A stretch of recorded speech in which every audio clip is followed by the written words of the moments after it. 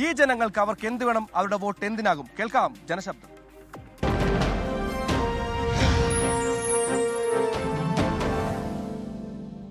എൻ്റെ വോട്ടിന് എൻ്റെ അവകാശമാണ് എൻ്റെ വോട്ട്. നാടിൻ്റെ വികസനത്തിന് വേണ്ടിയിട്ട്, നാടിൻ്റെ വികസനം ആര് ചെയ്യുന്നോ അവർക്ക് വോട്ട് ചെയ്യും. വികസനം വലിയ കുറവൊന്നുമില്ല. കുഴപ്പമില്ല.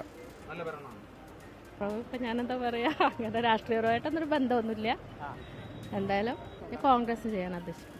ഇത്തവണ വോട്ട് ചെയ്യുന്നത് സിദ്ദിഖ് MLA.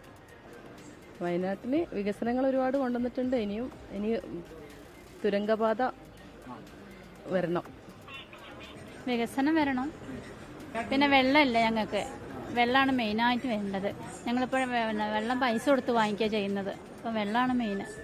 താല്പര്യ മണ്ഡലം ഇതിൽ നല്ലപോലെ വികസനം ഉണ്ടാവണം. അത് മോദി സർക്കാർ വന്നെങ്കിലേ അത്, BJP വന്നാലേ അത് പ്രശാന്ത് മലവേലിനെ ജയിപ്പിക്കാണ്. എന്താ ഉള്ളത് എന്ന് ചോദിച്ചിട്ടാണ് എന്താ വേണ്ടതെന്ന് ചോദിക്കേണ്ടത്. എല്ലാം മോശപ്പെട്ട് തന്നെ കിടക്കുന്നത്. വയനാട്ടിലേക്ക് തന്നെ ഒരു നല്ലൊരു ഹോസ്പിറ്റലുണ്ട്, മെഡിക്കൽ കോളേജോ കാര്യങ്ങളോ അങ്ങനെ നല്ലൊരു കാര്യങ്ങളൊന്നുമില്ല. അതൊക്കെ വേണമെന്നുള്ളൊരു ആഗ്രഹം നമുക്കും ഉണ്ടാവുമല്ലോ.